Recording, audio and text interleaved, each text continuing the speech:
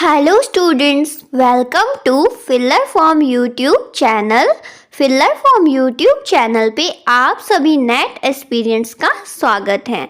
मैं साक्षी लेकर आई हूँ आपके लिए यूजीसी नेट जेआरएफ 2022 के रिगार्डिंग पेपर 2 कॉमर्स की क्लासेस। ठीक है, और आज अभी हमारी यूनिट चल रही है, unit number first, international business and business environment. ठीक है, जिसका आपका जो चैप्टर नंबर फर्स्ट है वो कंप्लीट हो चुका है और अभी हमारा लास्ट 2 क्लासेस से कौन सा चैप्टर चल रहा है, थ्योरीज ऑफ इंटरनेशनल ट्रेड। तो जो आज थ्योरीज हैं, 5 थ्योरीज हमारी लास्ट क्लास में हो चुकी है और आगे की जो थ्योरीज हैं उनके बारे में हम आज की क्लास में डिटेल में डिस्कशन करने वाले हैं। ओके स्टूडेंट्स, ये सारे आपके टेलीग्राम, इंस्टाग्राम और व्हाट्सएप ग्रुप है, इनको जाके आप ज्वाइन कर सकते हैं और फिलर फॉर्म से रिलेटेड जो भी अपडेट्स एनटीए यूजीसी की आपको मिलती है यहाँ पे मिल जाती हैं। फिलर फॉर्म यूट्यूब चैनल पे बिल्कुल फ्री ऑफ कॉस्ट आपकी पेपर 2 की इन सारे सब्जेक्ट्स की क्लासेस स्टार्ट हो चुकी हैं। तो जो स्टूडेंट्स इन सारी जो सब्जेक्ट की प्रिपरेशन कर रहे हैं वो जाके यहाँ पे क्लासेस ले सकते हैं। ठीक है, तो चलिए अब बात करते हैं हमारी थ्योरीज ऑफ इंटरनेशनल ट्रेड की, अंतर्राष्ट्रीय व्यापार के सिद्धांतों की। तो कुल मिला के हमने यहाँ पे देखा है, यहाँ पे टोटल मिला के हैं आपकी 10 थ्योरीज, 10 सिद्धांत। ठीक है, लास्ट 2 क्लासेस में हमने कितने सिद्धांत पढ़ लिए हैं अच्छे से, हमने 5 थ्योरीज के बारे में अच्छे से डिस्कशन कर लिया है। आपकी theory of mercantilism, theory of absolute cost advantage, theory of comparative advantage, तुलनात्मक लाभ का सिद्धांत, फिर फैक्टर प्रोपोर्शन, कारक अनुपात बंदोबस्ती सिद्धांत और आपका लियोन्टिफ पैराडॉक्स, लियोन्टिफ विरोधाभास। यहाँ तक हमने अच्छे से डिटेल में डिस्कशन कर लिया है। तो जो स्टूडेंट्स आज नए हैं उनको मैं बोलूँगी कि आप थ्योरीज को स्टार्टिंग से क्लासेस लीजिए, तब आपको और ज़्यादा अच्छे से क्लियर हो जाएगा। तो आज की क्लास में हम बात करेंगे हमारी जो थ्योरी नंबर 6 है आपकी, नियो फैक्टर प्रोपोर्शन थ्योरी, नव कारक अनुपात सिद्धांत। ठीक है, तो चलिए लेट्स डिस्कस अबाउट इट।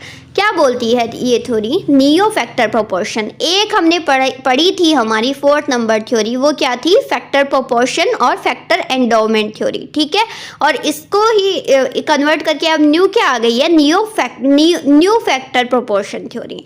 तो देखिए, जो फैक्टर एंडोमेंट थ्योरी थी आपकी, उसमें आपकी क्या क्या लिया जाता था, 2 कंट्रीज, 2 कमोडिटीज और आपके जो फैक्टर्स होते थे वो भी कितने होते थे, 2 फैक्टर्स। राइट, अब आइए जान देते हैं कि न्यू फैक्टर प्रोपोर्शन थ्योरी में क्या है।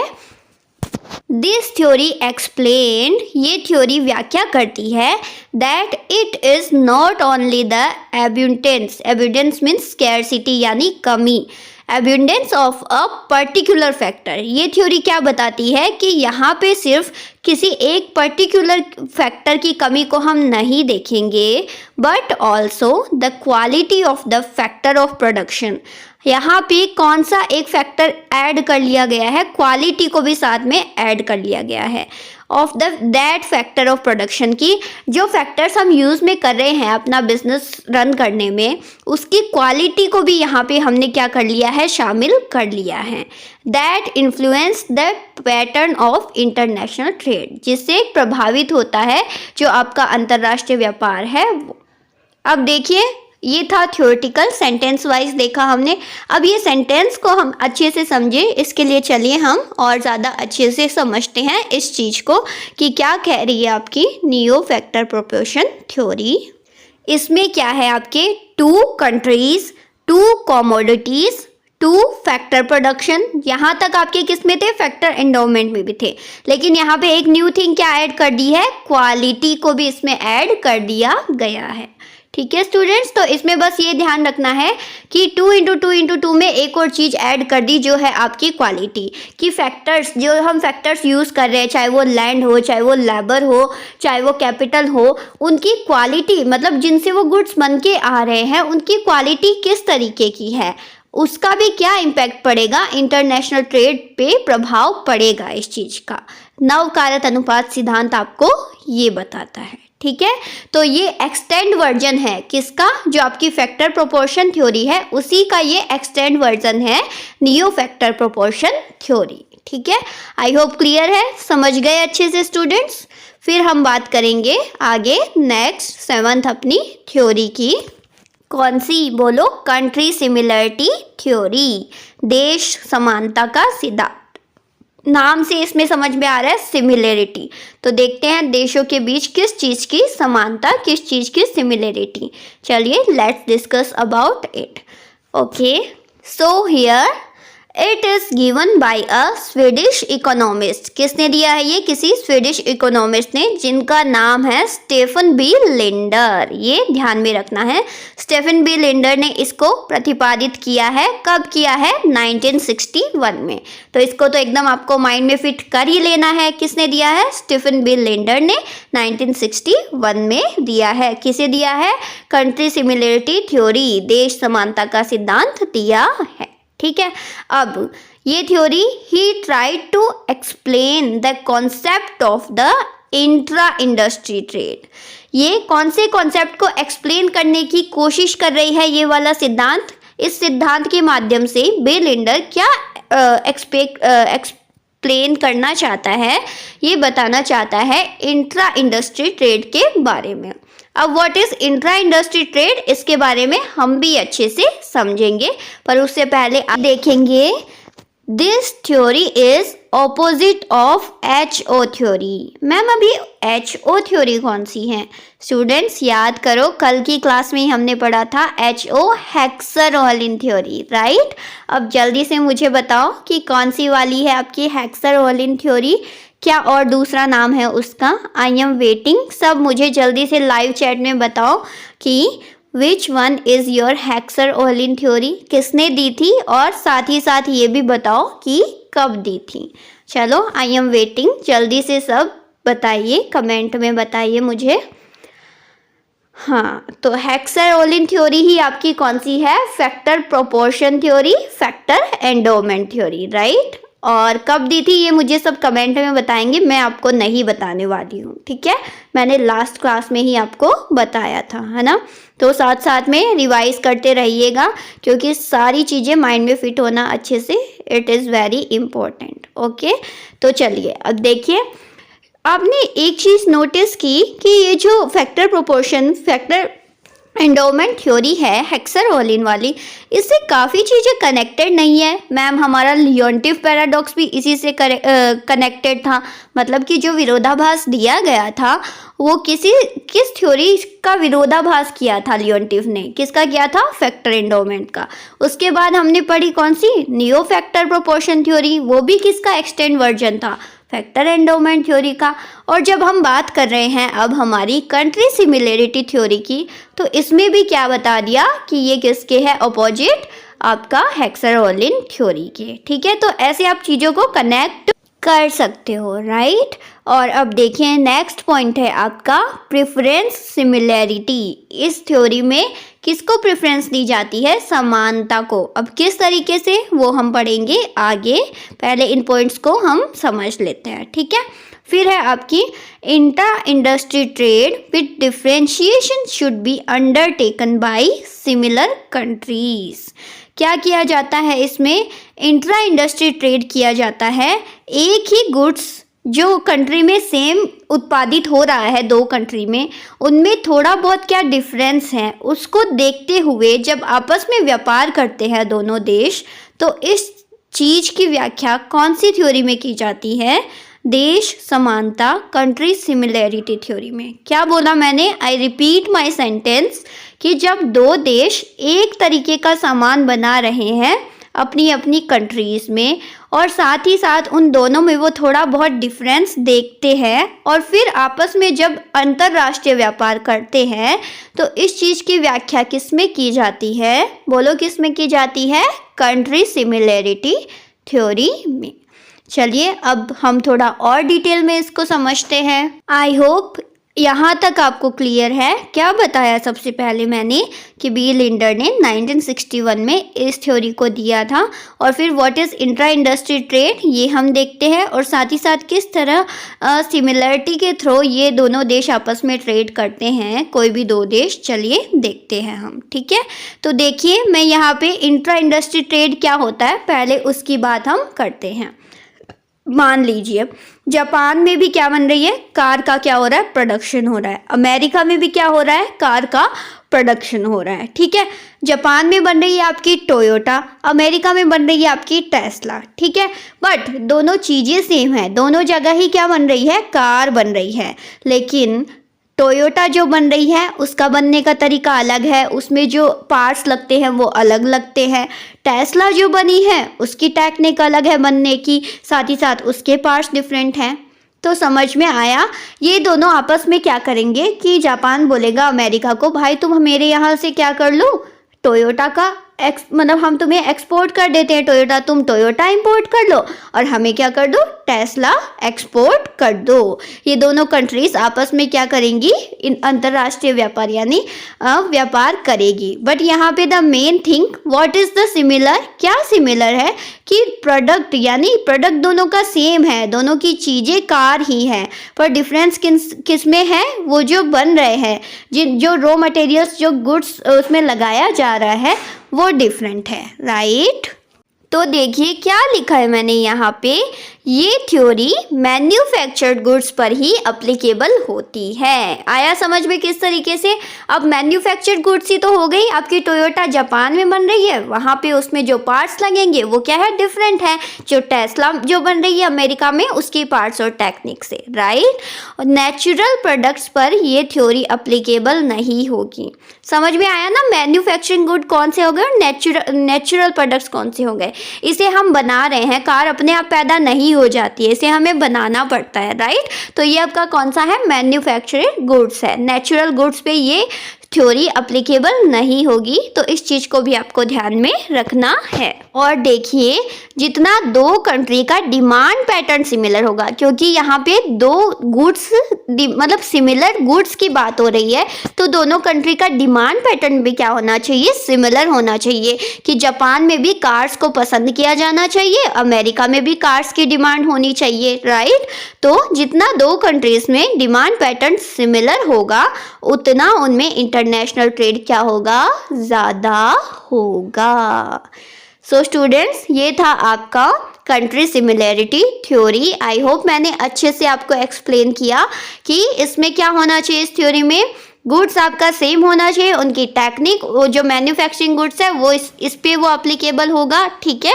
और जितना डिमांड पैटर्न दो कंट्रीज का सिमिलर होगा, उतना ही वो क्या कर पाएंगे, इंटरनेशनल ट्रेड अच्छे से कर पाएंगे, ठीक है।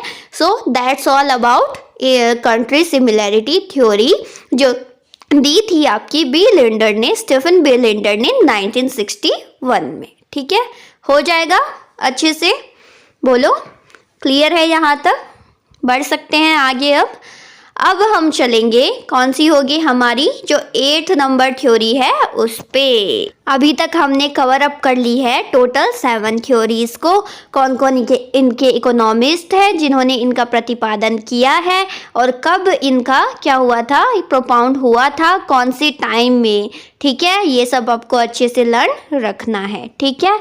अब हम बढ़ते हैं हमारी नेक्स्ट 8th थ्योरी, जो है आपकी न्यू ट्रेड थ्योरी, नया व्यापार सिद्धांत। अब देख लेते हैं ये नया व्यापार सिद्धांत क्या कहना चाहता है। सबसे पहले the main thing, Paul Krugman कौन है, इस थ्योरी के प्रोपाउंड, मतलब इन्होंने इसको प्रोपाउंड किया है कहाँ पे, इन हिज सेमिनल वर्क, अपने सेमिनल वर्क में intra industry specialization and the gains from trade, ठीक है। तो इनकी बुक का नाम क्या था, intra industry specialization and the gains from trade नामक बुक में इन्होंने पॉल क्रुगमैन ने नए व्यापार सिद्धांत का प्रतिपादन किया था। और कब किया था, 1980 में इस सिद्धांत का इन्होंने प्रतिपादन किया था, ठीक है स्टूडेंट्स। तो आप क्या करना, मैं आपको एक सजेशन देती हूँ, वैसे तो मैं भी आपके लिए लेके आने की कोशिश करूँगी, बाकी मैं आपको बोलती हूँ आप अपनी नोटबुक में टोटल 10 यूनिट्स के नाम लिख लीजिएगा और किस किस ने इसका प्रतिपादन किया उनके नाम लिख लेना, और कब कब ये प्रतिपादित हुई उनका नाम लिख लेना, जिससे आपको इजीली आसानी से रहेगा, मतलब आप सामने रहेगा ना आपके, तो कभी भी आप देखोगे तो आपको अच्छे से ये लर्न हो जाएगा। तो आप ऐसा कर सकते हैं, ठीक है। तो चलिए देखते हैं न्यू ट्रेड थ्योरी किसने दी थी, पॉल क्रुगमैन ने 1980 में। कौन सी बुक में, अपनी बुक में intra industry specialization and the gains from trade नामक बुक में, ठीक है स्टूडेंट्स, यहाँ तक क्लियर है। अब इन्होंने क्या व्याख्या की थी, ये सिद्धांत क्या व्याख्या करता है, एक्सप्लेन द ट्रेड पैटर्न्स ये व्यापार के तरीकों की व्याख्या करता है। When market are not perfectly competitive, जब जो मार्केट है इंटरनेशनल ट्रेड का वो पूरी तरह से क्या नहीं रहता, प्रतियोगी नहीं रहता है। और when the economies of scale are achieved by production of specific products, क्या अवेलेबल रहती है, आपकी इकोनॉमीज ऑफ स्केल उपलब्ध हो जाती है, किसके लिए, किसके द्वारा, by the production of specific products, कुछ प्रोडक्ट्स के कुछ स्पेसिफिक प्रोडक्ट्स होते हैं जिनका उत्पादन करना होता है, उसमें अगर हमें क्या उपलब्ध हो जाती है, इकोनॉमीज ऑफ स्केल, पैमाने की अर्थव्यवस्था हमें मिल जाती है, तो उस सिद्धांत की व्याख्या करती है आपकी न्यू ट्रेड थ्योरी। मैम क्या बोल दिया आपने, हमें कुछ भी समझ नहीं आया, क्या, what is economies of scale. वैसे जिसने भी इकोनॉमिक्स पढ़ा है उसको अच्छे से पता होगा what is economies of scale, because ये बहुत बेसिक टर्म है, बट जिनको नहीं पता है कोई बात नहीं, आइए अब समझ लेते हैं, जान लेते हैं what is economies of scale. तो देखिए स्टूडेंट्स, यहाँ पे जैसे मान लीजिए ये है हमारा इंडिया, ठीक है, मैंने मेंशन किया है, इंडिया क्या करती है, अपने देश में अपना व्यापार कर रही है अच्छे से, और उसके लिए वो क्या करती है, 1000 यूनिट्स बनाती है अपने देश के डिमांड पैटर्न के अकॉर्डिंग, मांग के अनुसार वो किसी एक पर्टिकुलर प्रोडक्ट मान लीजिए उसकी 1000 यूनिट्स वो बनाती है पर्टिकुलर टाइम में, ठीक है, वो अपना इंडिया में अच्छे से व्यापार कर रही है। बट जब इसकी पहुंच दूसरे देशों में हुई तो अमेरिका ने क्या किया, ऑर्डर दे दिया, कितनी यूनिट्स का, 2000 यूनिट्स का। इंडिया की किसी कंपनी को बोला कि भाई हम इंपोर्ट करेंगे आपसे, हमें खरीदनी है, हमें ज़रूरत है, आप हमें 2000 यूनिट्स बनाकर दीजिए, ठीक है। अब टोटल इंडिया को कितनी यूनिट्स प्रोडक्ट करनी होगी, कितनी यूनिट बनानी होगी, पहले वो जहां बना रहा था सिर्फ 1000 यूनिट्स, बट जब उसका व्यापार बढ़ा, उसकी पहुंच दूसरे देशों में बढ़ी, तो उसके पास दूसरे देशों से भी ऑर्डर आने लग गए। अब उसे टोटल कुल मिलानी पड़ेगी, कुल बनानी पड़ेगी 3000 यूनिट्स, राइट। तो अब बताइए, जब वो 1000 यूनिट्स बनाता था तो वो जो कच्चा माल मंगाता था, क्या अब उतना ही कच्चा माल मंगाएगा? नहीं मैम, अब तो उसे ज़्यादा मंगवाना पड़ेगा, क्योंकि उसे ज़्यादा प्रोडक्शन करना है, तो इसके लिए कच्चा माल भी क्या करेगा, रॉ मटेरियल वो बल्क में मंगवाएगा, और अगर वो बल्क में मंगवाएगा तो उसको क्या पड़ेगा, वो चीज़ सस्ती पड़ेगी कि नहीं पड़ेगी। एक तो हम किसी यूनिट 10 पीस हम लेके आते हैं किसी चीज़ के, और एक अगर हम 100 पीस लेके आ रहे हैं, तो कौन सा सस्ता पड़ेगा, बल्क में जो लाएंगे वो सस्ता पड़ेगा कि नहीं पड़ेगा, पड़ेगा ना। तो उसे ही तो हम बोलते हैं, क्या बोलते हैं, इकोनॉमीज ऑफ स्केल। और फिर देखिए यहाँ पे कि जो कंट्री इंटरनेशनल ट्रेड में डील करेगी, अभी मैंने बताया अगर वो दूसरे देश के साथ व्यापार करेगी तो उसका व्यापार बढ़ेगा और उसके पास ज़्यादा डिमांड होगी, राइट। तो उससे क्या होगी, इकोनॉमीज ऑफ स्केल भी उसे मिलनी स्टार्ट हो जाएगी। अब देखिए इकोनॉमीज ऑफ स्केल में क्या क्या इंक्लूडेड होता है, इसे हम हिंदी में बोलेंगे पैमाने की अर्थव्यवस्था, तो इसे ध्यान में रखिएगा, ठीक है। फर्स्ट क्या है यहाँ पे, बाय इन बल्क। अभी मैंने बताया हम क्या करेंगे, ज़्यादा मात्रा में बल्क में खरीदेंगे कच्चे माल को।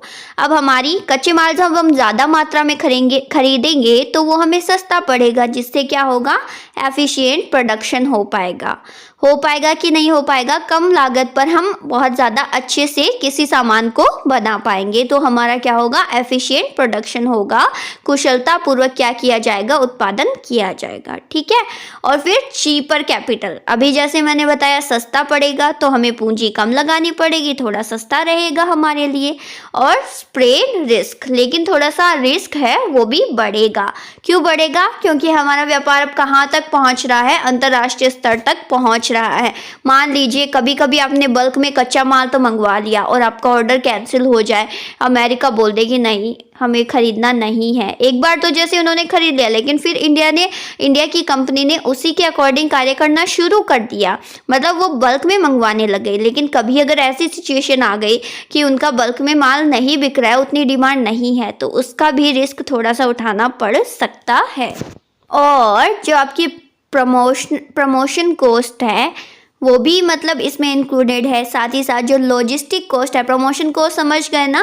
प्रमोशन करते हैं जब हम हमारे किसी सामान का प्रमोशन कर रहे हैं, तो उसकी लागत को हम बोलेंगे प्रमोशन कॉस्ट। और साथ ही साथ लॉजिस्टिक कॉस्ट, लॉजिस्टिक कॉस्ट मतलब यहाँ से सामान बन के पूरा पैक होके फिर कुरियर के थ्रू या किसी ट्रांसपोर्ट के थ्रू दूसरे जहाँ पे मंगवाया गया है वहाँ तक वो डिलीवर होता है। और उसमें इन्वेंट्री का मैनेजमेंट सब कुछ किस में आता है? आपका लॉजिस्टिक कॉस्ट में आएगा। ठीक है।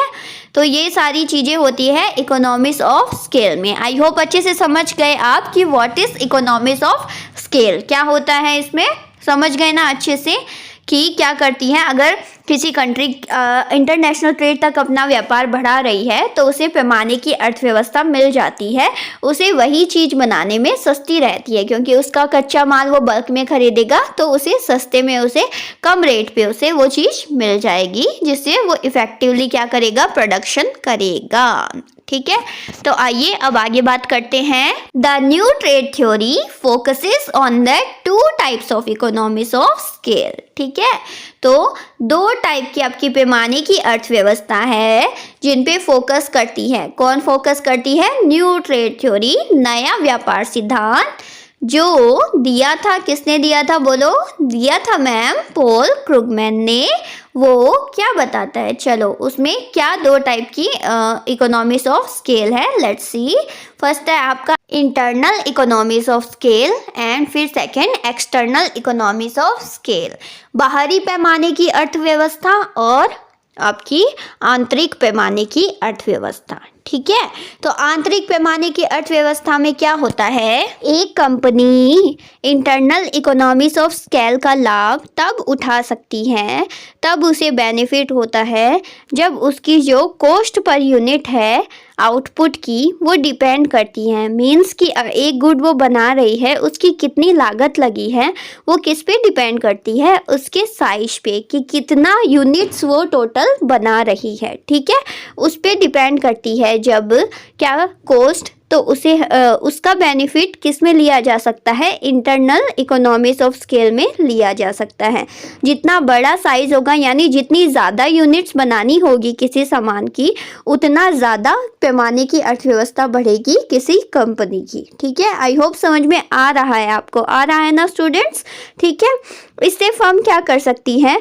जो अपनी आंतरिक पैमाने की अर्थव्यवस्था है उसको बढ़ा के अपने प्रोडक्ट के जो प्राइजेस हैं उनको क्या कर सकती है? कम कर सकती है, जिससे उसकी डिमांड, उसके सामान की डिमांड और भी ज़्यादा बढ़ जाएगी और वो मोनोपोलाइज भी कर सकता है अपनी इंडस्ट्री को। राइट। किसकी वजह से? आंतरिक पैमाने की अर्थव्यवस्था से। ठीक है। और जिससे क्या होता है, फॉर एग्जांपल मैं समझाती हूँ। जैसे जो माइक्रोसॉफ्ट है वो सॉफ्टवेयर बनाने में उसने क्या किया है? इस चीज़ का यूज़ किया है, मतलब उसे पैमाने की अर्थव्यवस्था मिली है, आंतरिक पैमाने की अर्थव्यवस्था सॉफ्टवेयर्स को बनाने में। ठीक है। तो स्टूडेंट्स ये था इसका एग्जाम्पल, और ये थी आपकी इंटरनल इकोनॉमिक्स ऑफ स्केल। आंतरिक पैमाने की अर्थव्यवस्था में क्या होता है? ये डिपेंड करता है कि कितना बड़ा साइज है, यानी कितनी ज़्यादा यूनिट्स एक कंपनी बना रही है बल्क में, उसी के लिए वो कच्चा माल खरीदेगी और उससे उसकी लागत कम आएगी, जिससे वो क्या कर सकती है? अपने प्राइसेस को थोड़ा सा कम करके और अपने इंडस्ट्री को मोनोपोलाइज भी कर सकती है। Right students. तो ये इंटरनल इकोनॉमीज ऑफ स्केल। अब बात करते हैं एक्सटर्नल इकोनॉमीज ऑफ स्केल में क्या होता है। ये सिर्फ एक फर्म पे डिपेंड नहीं करता, ये पूरी इंडस्ट्री को इसका बेनिफिट मिलता है, ठीक है। If the cost per unit of output depends upon the size of the industry. Total industry पे जब कॉस्ट पर यूनिट जो आउटपुट आपका निकल रहा है उसकी लागत का इम्पैक्ट पूरी इंडस्ट्री पे पड़ता है, ना कि सिर्फ एक व्यक्तिगत इंडिविजुअल फर्म पे पड़ता है, ठीक है। तो it is refer to as external economies of scale. तो ये क्या माना जाता है, बाहरी पैमाने की अर्थव्यवस्था, ठीक है students. I hope what is internal economies of scale and what is external economies of scale, दोनों टर्म्स आपको अच्छे से क्लियर है, ठीक है। जो हम पढ़ रहे हैं किस में पढ़ रहे हैं, न्यू ट्रेड थ्योरी में, जो किसने दी थी, पॉल क्रुगमैन ने दी थी। और कब दी थी बताओ जल्दी से, ये दी थी आपकी 1980 में, 1980 में, ठीक है स्टूडेंट्स। देखिए यहाँ तक हमारी हो चुकी है टोटल 8 सिद्धांत, 8 थ्योरीज यहाँ हो चुकी है, ठीक है। अब नेक्स्ट हम बात करेंगे 9th नंबर थ्योरी, जो है आपकी international product life cycle theory, अंतरराष्ट्रीय उत्पाद जीवन चक्र सिद्धांत।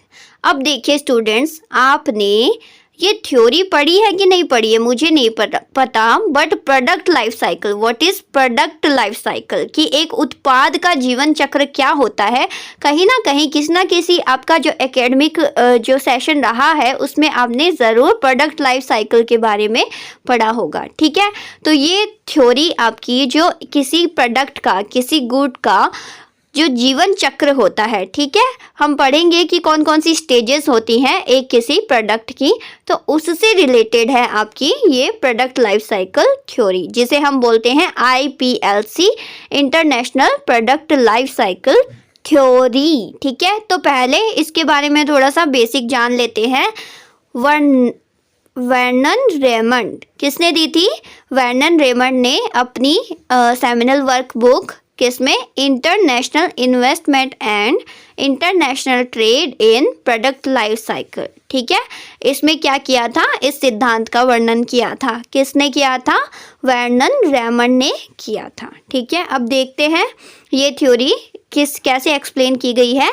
Explain that international market tend to follow a cyclical pattern due to a variety of factors over a period of time। कहने का मतलब कि फैक्टर्स में जो चेंजेस आते हैं एक पर्टिकुलर पीरियड टाइम के बाद, उस चक्र की यहाँ पे क्या की गई है, अंतर्राष्ट्रीय बाजार में व्याख्या की गई है इस सिद्धांत में। A period of time which explains the shifting of markets, जिसमें व्याख्या की गई है बाजार की शिफ्ट होने की, ठीक है, as well as the location of production also, जो आपका उत्पादन हो रहा है उसकी जगह में भी क्या हो रहा है, परिवर्तन हो रहा है, और साथ ही साथ जो मार्केट है उसमें भी शिफ्ट हो रहा है।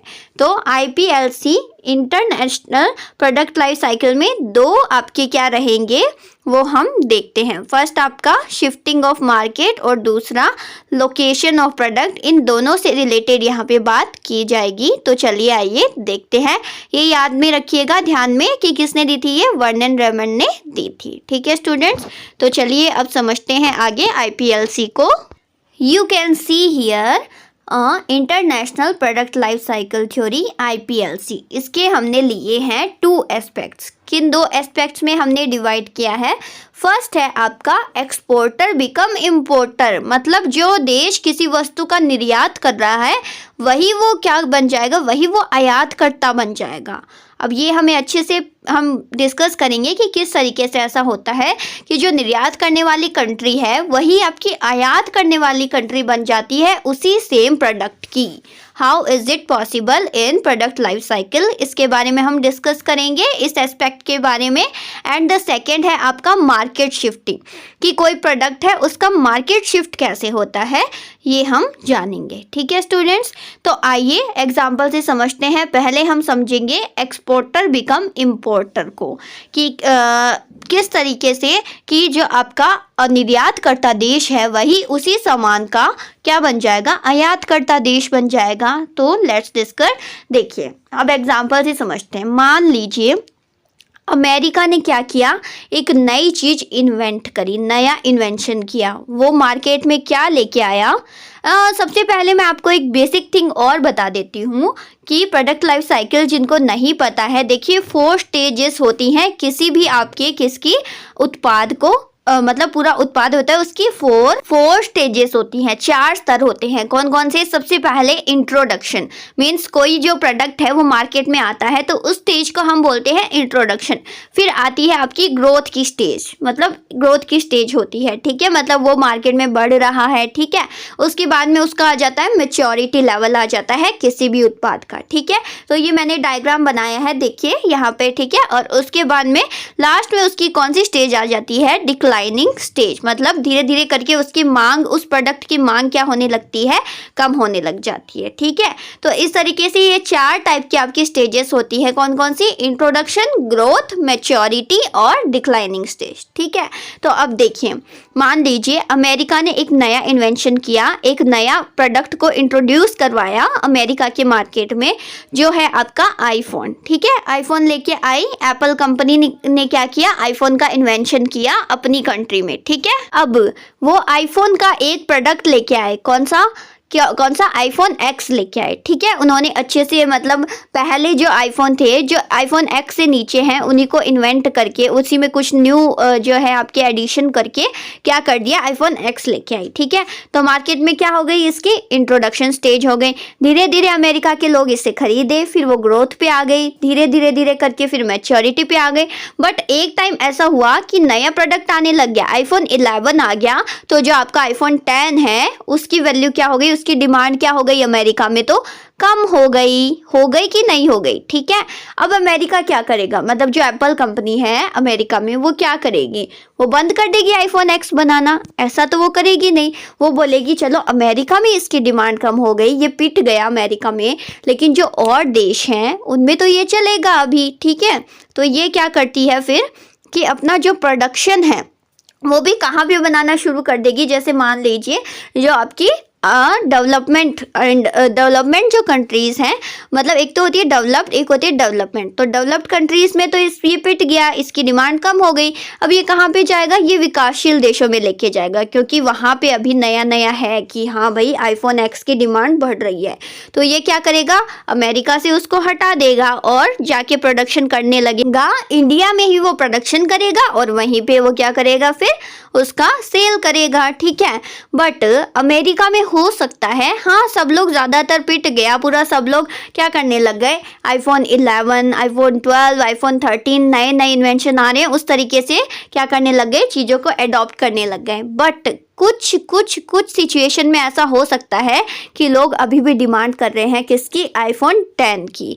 अब अमेरिका क्या बोलेगा? भाई हमारे यहाँ तो हम बना नहीं रहे हैं आईफोन 10, बट अगर थोड़ी बहुत डिमांड हो भी रही है तो हम क्या करते हैं? इंडिया में बन रहा है आईफोन 10, तो हम वहीं से क्या कर लेते हैं ना? आयात कर लेते हैं कि नहीं कर लेते हैं?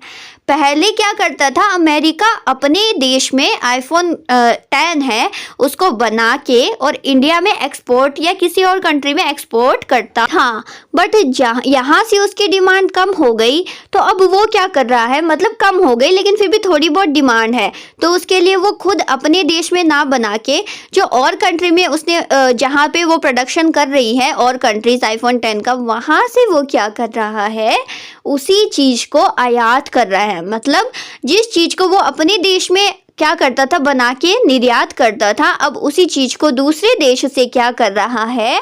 आयात कर रहा है। क्योंकि एप्पल कंपनी ने अब अमेरिका में तो आईफोन 10 बनाना छोड़ दिया, अब वो इंडिया में बना रही है, राइट। तो क्या करेगा अमेरिका? बोलेगा कि भाई मैं क्या कर लेता हूँ? इंपोर्ट ही कर लेता हूँ, चलो, क्योंकि थोड़ी बहुत डिमांड तो हो रही है, उतनी ज़्यादा नहीं हो रही, पर अगर बाई चांस थोड़ी बहुत होती है तो हमारे पास स्टॉक अवेलेबल होना चाहिए, तो इसके लिए हम दूसरी कंट्री से क्या कर लेंगे? आयात कर लेंगे। तो इसी को हम बोलेंगे व्हेन एक्सपोर्टर बिकम्स इंपोर्टर। आया समझ में? किस तरीके से एक निर्यात करता ही क्या बन जाता है? आयात करता बन जाता है एक पर्टिकुलर सामान का, ठीक है, क्योंकि उसका क्या हो जाता है, उसकी सामान की डिमांड कम हो जाती है उसी देश में, जिससे वो वहाँ पे प्रोडक्शन करना बंद कर देता है। और अगर थोड़ी बहुत डिमांड रहती है तो उसको वो क्या कर लेता है, दूसरे देश से आयात कर लेता है जहाँ पे वो ही सामान बनाया जा रहा है। ठीक है, आई होप क्लियर है यहाँ तक। एक फर्स्ट आपका एक्सपेक्ट था एक्सपोर्टर बिकम इम्पोर्टर। ठीक है, अब हम बात कर लेते हैं IPLC के ही इंटरनेशनल प्रोडक्ट लाइफ साइकिल के सेकेंड एस्पेक्ट्स की, जो है आपका मार्केट शिफ्टिंग। किस तरीके से किसी सामान का मार्केट शिफ्ट हो जाता है। ठीक है, इसके बारे में हम चर्चा कर लेते हैं। आइए एग्जाम्पल से समझते हैं। पार्ले जी कितना कम हो गया यहाँ पे अब पार्ले जी इंडिया में। पहले जो स्टार्टिंग में इंट्रोडक्शन स्टेज आई थी पार्ले जी की, ठीक है, बहुत अच्छा चलता था, मतलब पार्ले जी के अलावा कोई बिस्किट कोई खाता ही नहीं था इंडिया में। ठीक है, धीरे धीरे उसने ग्रोथ की, फिर वो मैच्योरिटी लेवल पे आया। ठीक है, अभी वो मैच्योरिटी से थोड़ा थोड़ा करके डिक्लाइनिंग स्टेज की ओर जा रहा है। क्यों जा रहा है? क्योंकि अब कितने भांति के बिस्किट आपको मिलने को देखने को मिल सकते हैं। ठीक है, बहुत सारे आपका 20-20, 50-50, पता नहीं अलग अलग ब्रिटानिया के कुछ भी, मतलब कितनी वेराइटीज आ गई है ना बिस्किट्स की। और कुछ कुछ तो हेल्दी बिस्किट्स खाना पसंद करते हैं, पतंजलि के आटा बिस्किट्स, राइट। तो क्या हो गया, कंपटीशन बहुत ज़्यादा बढ़ गया, तो पार्ले जी की डिमांड क्या होने लग गई, कम होने लग गई, है ना। इंडिया में पार्ले जी की डिमांड कम होने लग गई, राइट। तो अब पार्ले जी क्या करेगा, बिजनेस बंद करके बैठ जाएगा, प्रोडक्शन करेगा ही नहीं। नहीं मैम, इतना बड़ा ब्रांड है पार्ले जी, ऐसा थोड़ी ना कर सकता है।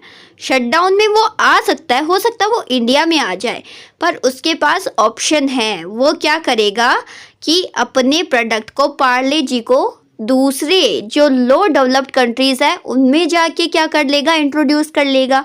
तो अब वो कहाँ पे जाएगा जापान में। ठीक है, ज़रूरी नहीं लो डेवलप्ड में, किसी भी पर्टिकुलर नई कंट्री में जाके उस प्रोडक्ट को वो क्या करेगा, इंट्रोड्यूस करा देगा। अब बताओ, जापान के लिए वो पहुंचेगा, तब वो क्या इंडिया से डिक्लाइनिंग स्टेज से आया है, तो क्या जापान में भी वो डिक्लाइनिंग स्टेज पे जाएगा सीधा? नहीं, ऐसे कैसे, वहाँ पे तो ये चीज़ नहीं है बिल्कुल, वहाँ पे तो पार्ले जी नया होगा, तो वहाँ पे ये किस स्टेज पे जाएगा इंट्रोडक्शन स्टेज पे जाएगा। ठीक है, फिर वही पूरा टाइम चलता रहेगा, टाइम साइकिल। पार्ले जी आया किस पे, इंट्रोडक्शन पे, कहाँ पे, जापान में, फिर आया ग्रोथ स्टेज पे, फिर मैच्योरिटी पे। पर हो सकता है धीरे धीरे करके जापान के लोग भी नापसंद करने लग जाए पार्ले जी को। ठीक है, क्योंकि हर जगह पे कंपटीशंस तो बढ़ते ही है ना। ठीक है, तो हो सकता है जापान में भी डिक्लाइनिंग स्टेज में आ जाए पार्ले जी। फिर वो क्या करेगा, फिर वो किसी नए देश में चले जाएगा। अब वो कहाँ जाएगा, USA में चला जाएगा। इस तरीके से हो क्या रहा है, पार्ले जी ने शुरू कहाँ से किया, इंडिया से। लेकिन अगर उसकी डिक्लाइनिंग स्टेज आ रही है किसी देश में, तो वो अपना व्यापार कहाँ पे, अपने गुड को, अपने प्रोडक्ट को कहाँ पे शिफ्ट कर लेगा, कहाँ अपना बाजार बना लेगा, किसी दूसरे देश में। अब इंडिया के बाजार से उसने अपना मार्केट कहाँ पे शिफ्ट कर लिया, पहले जापान में, फिर USA में, फिर अदर कंट्रीज में। सो इसी सिचुएशन को हम क्या बोलेंगे, मार्केट शिफ्टिंग। मैंने आपको इस तरीके से एक्सप्लेन किया है, लाइक मैं कोई आपको स्टोरी बता रही हूँ, right.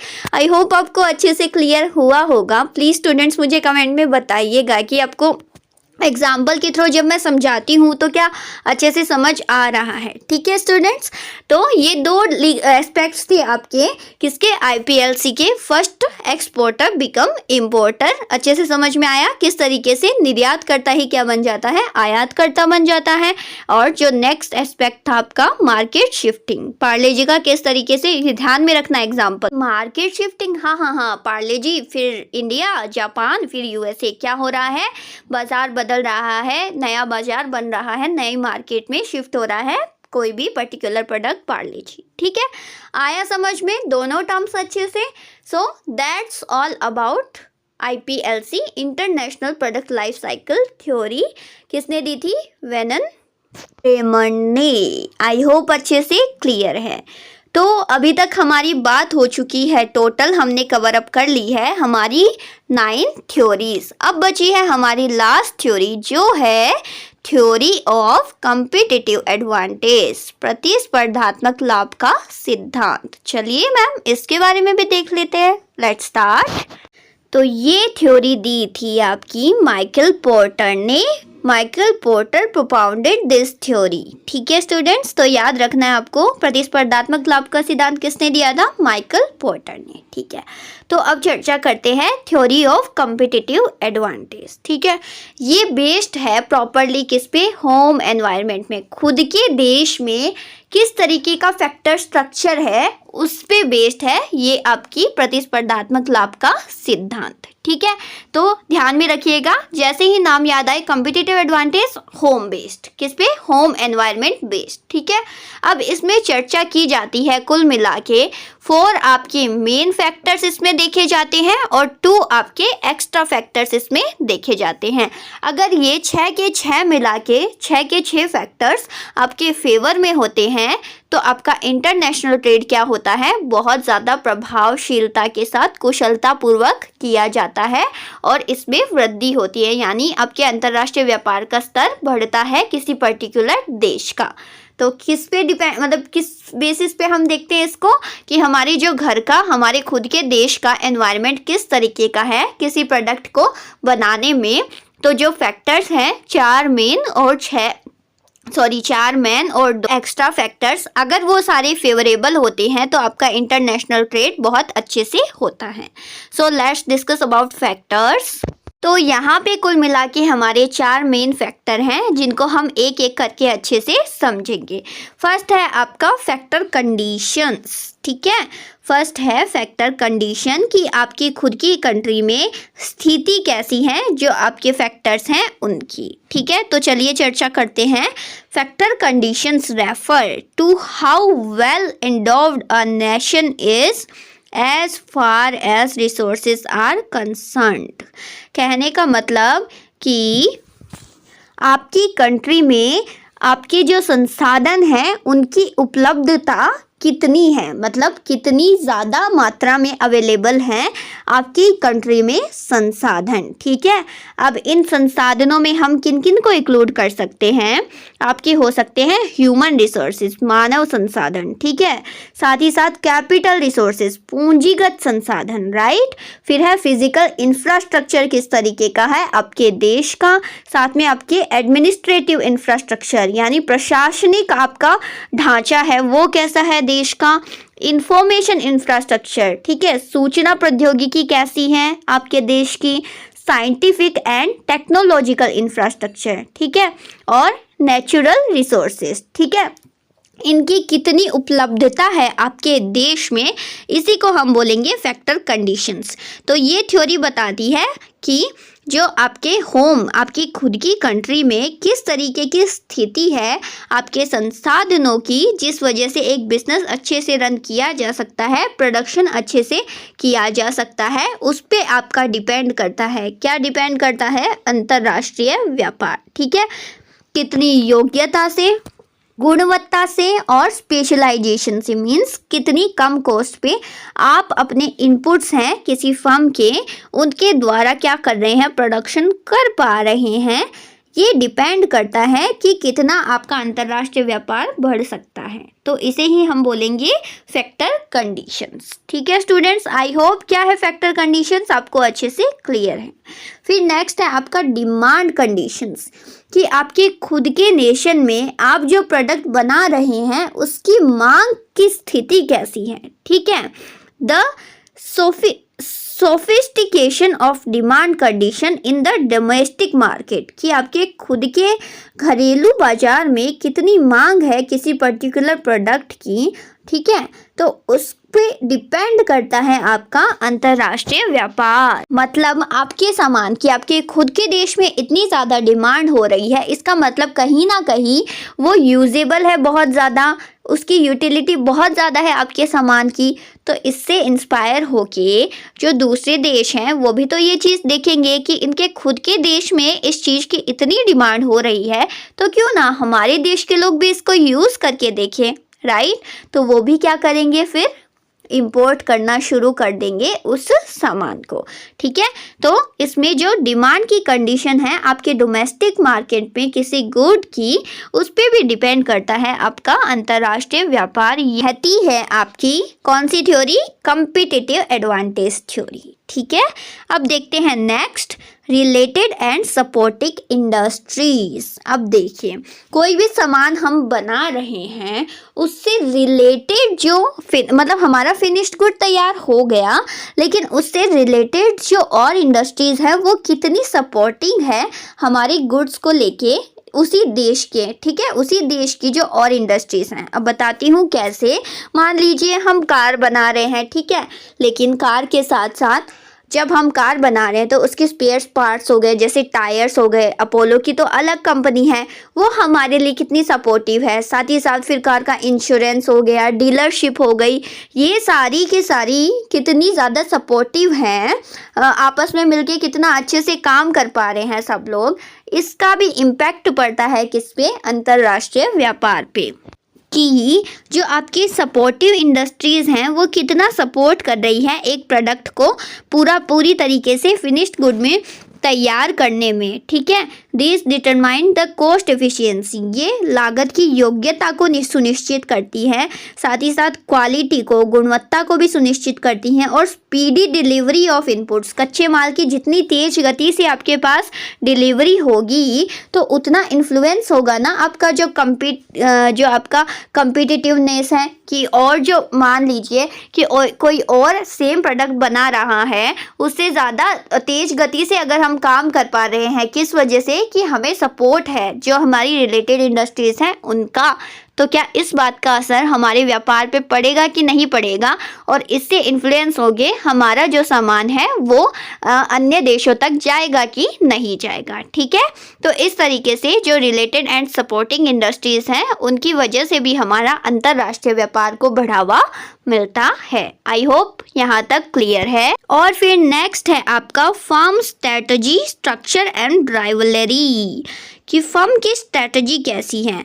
It refers to the extent of corporate investment, the type of strategy and the intensity of local rivalry, differences in management styles, मतलब कि जो गुड्स प्रोडक्शन किया जा रहा है वहाँ का मैनेजमेंट स्टाइल कैसा है, वहाँ पे लोग किस तरीके से मैनेज कर रहे हैं चीज़ों को, वहाँ की संगठन योग्यता, ऑर्गेनाइजेशनल स्किल्स किस तरीके की है, साथ ही वो किसी गुड्स को प्रिपेयर करने में जो भी एक्टिविटीज़ आती हैं उनके लिए किस तरीके की स्ट्रैटेजी बना रहे हैं।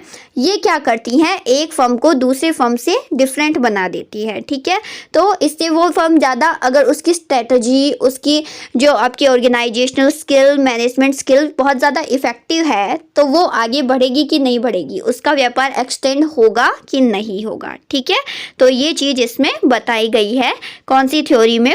कॉम्पिटिटिव एडवांटेज थ्योरी में। ठीक है, तो ये मेजर 4 फैक्टर्स है जिनके आधार पे क्या किया जाता है? अंतर्राष्ट्रीय व्यापार को सुनिश्चित किया जाता है। ठीक है, कि हमारे होम का, हमारी घरेलू जो देश है उसके एनवायरनमेंट के अकॉर्डिंग। ठीक है, और 2 एक्स्ट्रा फैक्टर्स भी हैं कि देश की गवर्नमेंट पॉलिसी किस तरीके की रहती है। मान लीजिए कुछ देश की नीति हैं जिन्होंने क्या किया है कि एक्सपोर्ट इंपोर्ट पे क्या लगाया है, उनकी जो शुल्क नीति है उसको किस तरीके से लगाया है, कम रेट रखी है, ज़्यादा रेट रखी है, वो ज़्यादा मोटिवेट कर रहे हैं, इस चीज़ को बढ़ावा दे रहे हैं जो अंतर्राष्ट्रीय व्यापार को, उस पर भी क्या फ़र्क पड़ता है? अंतर्राष्ट्रीय व्यापार का फ़र्क पड़ता है। ठीक है, और साथ ही साथ है role of chance of events, कहने का मतलब कि किस्मत की बात।